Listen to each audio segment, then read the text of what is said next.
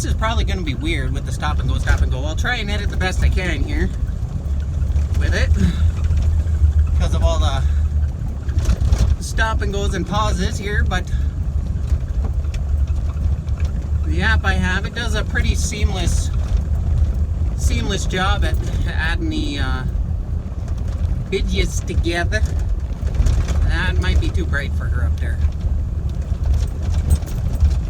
You know, I don't know how I end up at the back of the lineup all the time, you know. I guess it's my choice. My choice isn't so bad.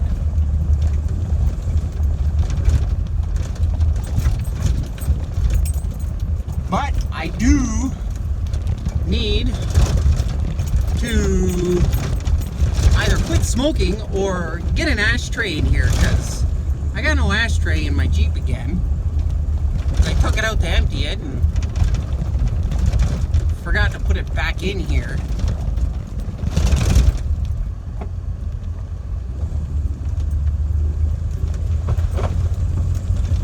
So I think it's easier just to put the ashtray back in versus quit, because who does that these days?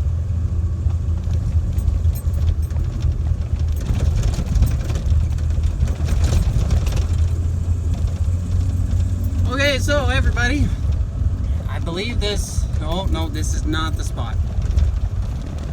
Further than this.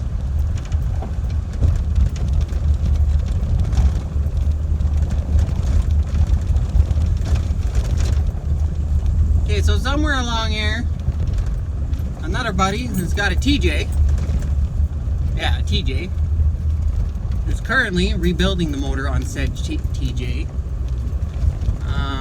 He got stuck up along here, went totally sideways. It was pretty funny. Totally slammed into a snowbank, went right crooked sideways.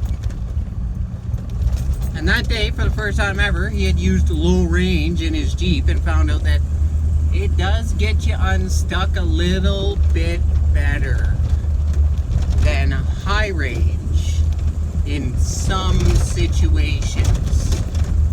That situation, low range worked good for him because he was able to get out. The second time he got stuck on our way back out, I had to pull him up, because he went total crooked sideways, like pretzeled it.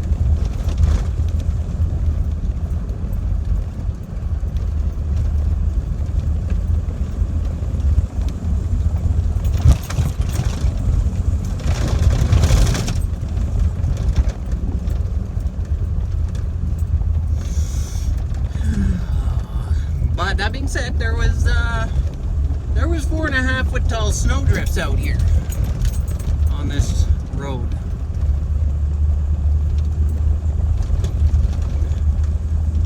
Definitely was not this much dust on it, that's for sure. It was very frozen, very snowy, which I'm glad. I'm glad the snow's done. I'm over that.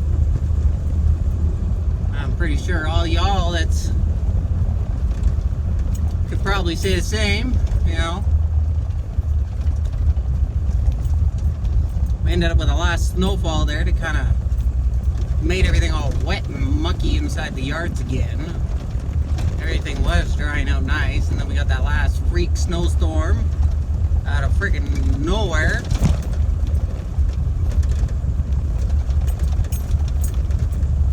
Made things interesting. We got a good mud run session out of it.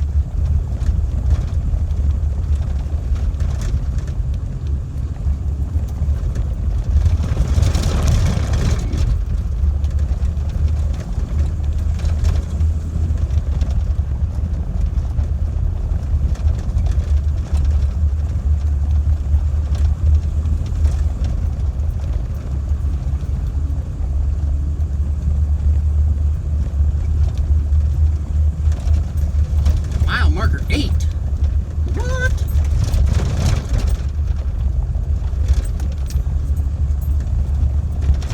Let's see if we can find number 9. We'll do a count up. Not a countdown, but a count up. A countdown will be on the way back through, because there might be signs on the other side. But we'll see if we can't find number 9. post them like every 1 kilometer or 1 mile or something like that. And I just spotted a nice little trail entrance back there that we might have to go check out this summer. Whether it be on Beastie Little Quad, if we still got it by then, because might be getting rid of that guy. We'll do a walk around on that later on, some other time, so y'all can see what that looks like. Okay, here we are, boys and girls. We are at the trail. So, first time this winter, we made it to roughly about here and had to turn around because there was just too much snow for the little tires that were with us at the time. And we'll show you the second spot and the third spot where we got forced to turn around due to little tires. I'm gonna go with little tires. The first time it was because the bigger tires couldn't make it through because it was just too crusty like. But second time we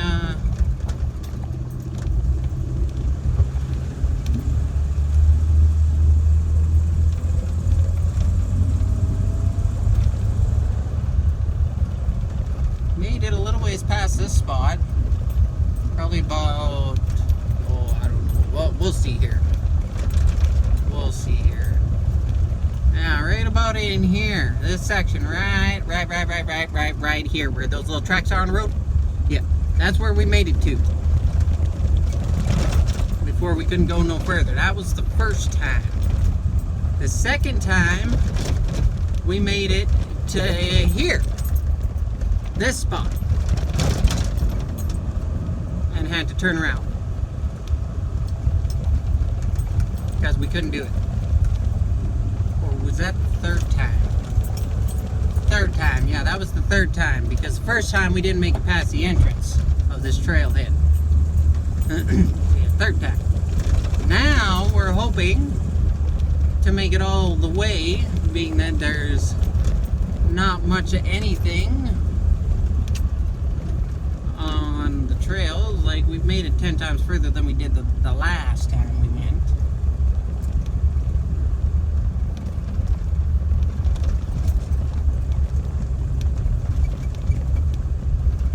Still can't see out my side mirrors. Rear view is kind of seeable because, you know, a little bit.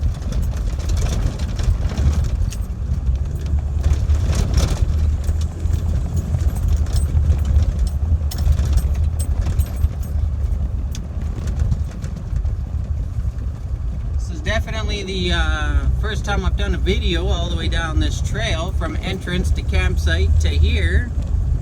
It's definitely going to be a few videos to edit. It's going to be a long one. It's definitely going to be a long one. That is for sure. I guess probably around 45 minutes-ish once it's all said and done and edited, posted and whatnot. May even be more, might be less, but I'm gonna guess about 45 minutes.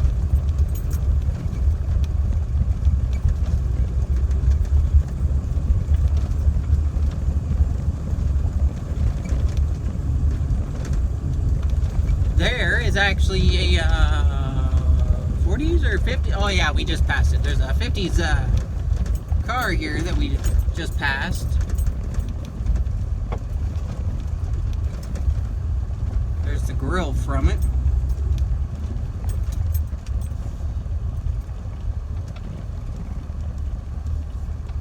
Better stop here or slow down anyways, so.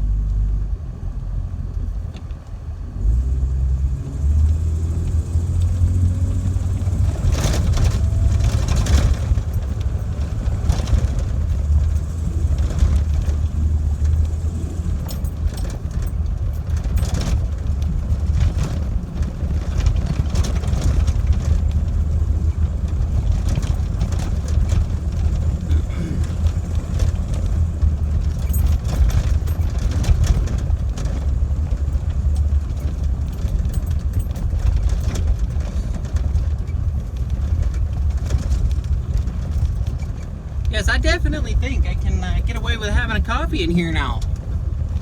I used to not be able to just lose half the cup of coffee all over the floor because it was such a rough ride. We're getting a little close to this Ford in front of us. This Bronco. The lights might be a little bright.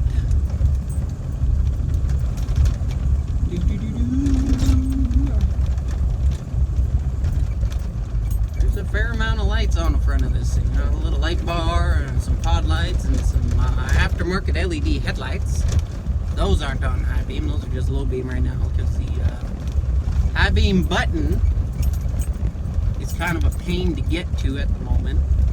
Kind of got to pretzel your wrist in a weird way underneath the dash to get to the button with your thumb, and it's just not great. One of these days I'll fix that, or I'll put it on another push button or something. I don't know. We'll see. We'll see.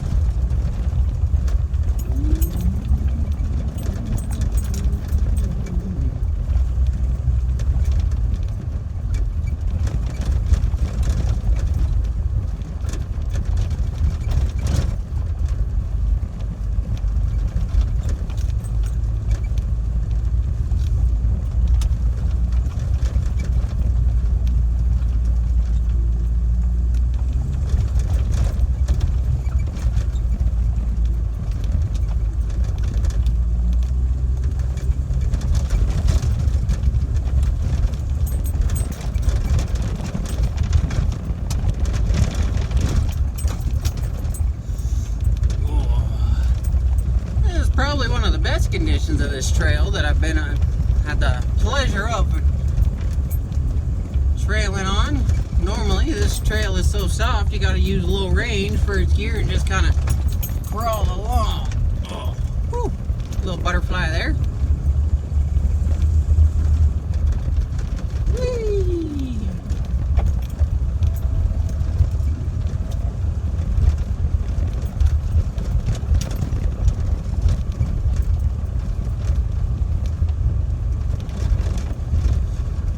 Trail's normally pretty soft. Even on the quad, you know, big flotation tires and whatnot.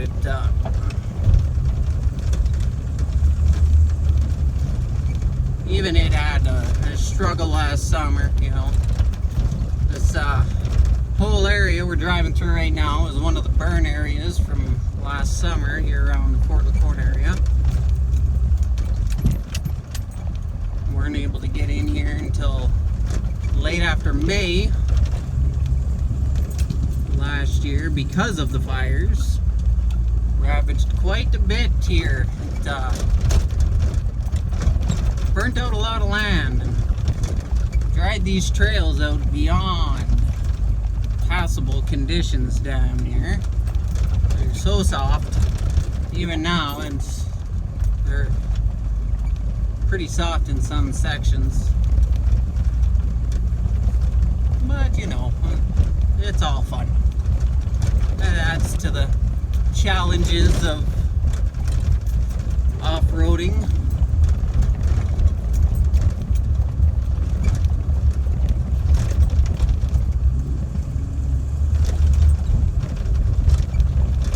Ooh, that's pretty rutted. It wasn't like that last time I came out here.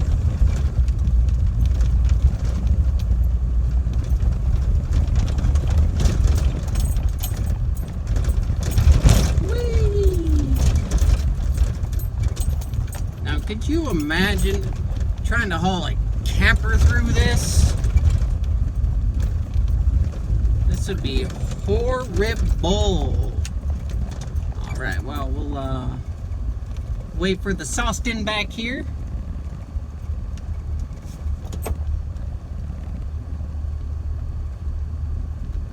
And we just passed a crossroad, and headlights too far ahead of him, you won't be able to see which way to go. I don't think I've been down this little trail right here before. It's kind of new. Intriguingly new. I got some good trails there in mind for this coming summer here. Oh, we got snow, boys.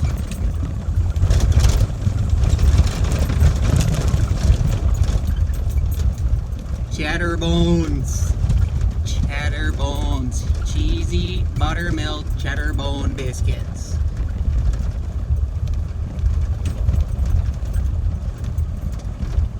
And yes, I am cheating a little bit. I am in 4 high currently. I probably don't need to be in 4-wheel drive, but I'm in 4-wheel drive nonetheless. Because it's just more fun that way. You come up to something and just be like, oh yeah, I'm gonna climb that, and then just climb it. You don't have to worry about waiting for your 4-wheel drive to click in, or none of that stuff.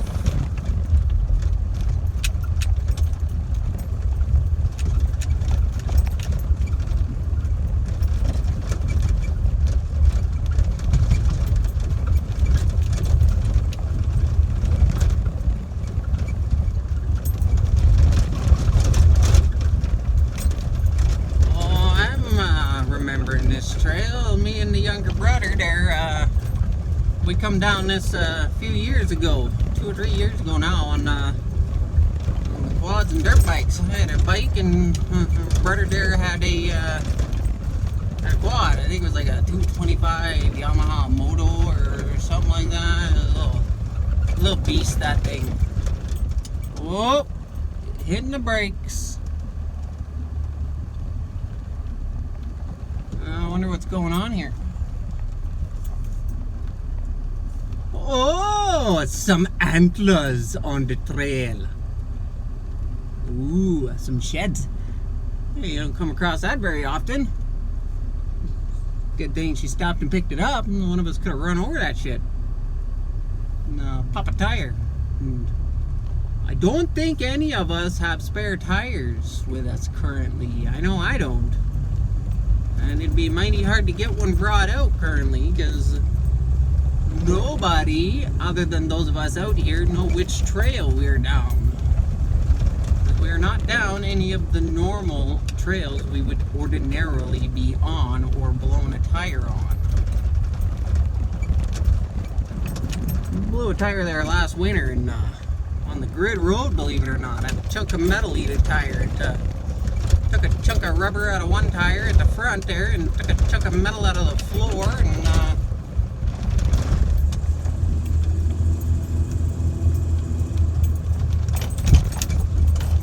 totally took out my back passenger tire there.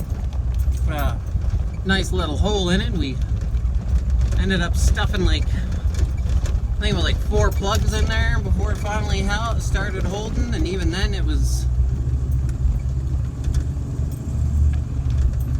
still leaked a little bit of tire slime. And I'm sure y'all know about that tire slime. That stuff is just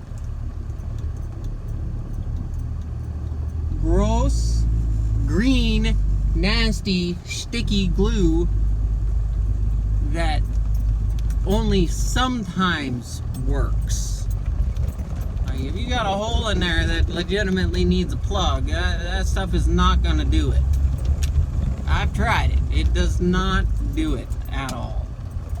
Not one little bit. You end up leaving a nice fancy little green spray strip in your wheel well and up the back of your vehicle, or up the side side of your vehicle if your tires stick out like mine do.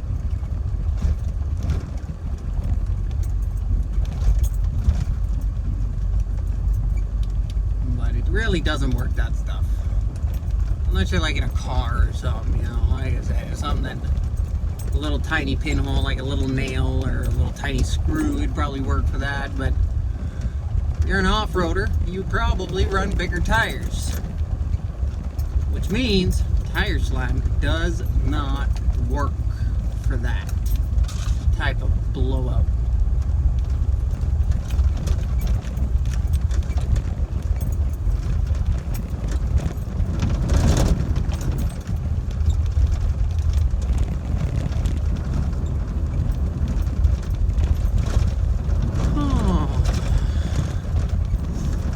Currently, I'm running, what are they, Enduros? MT Enduros? Alright, boys, girls, ladies, and gentlemen, we are at our destination. We'll pull up to the edge of this bank here, you know, and whatnot like, so y'all can see just the... Look at that. Drop off right there in front.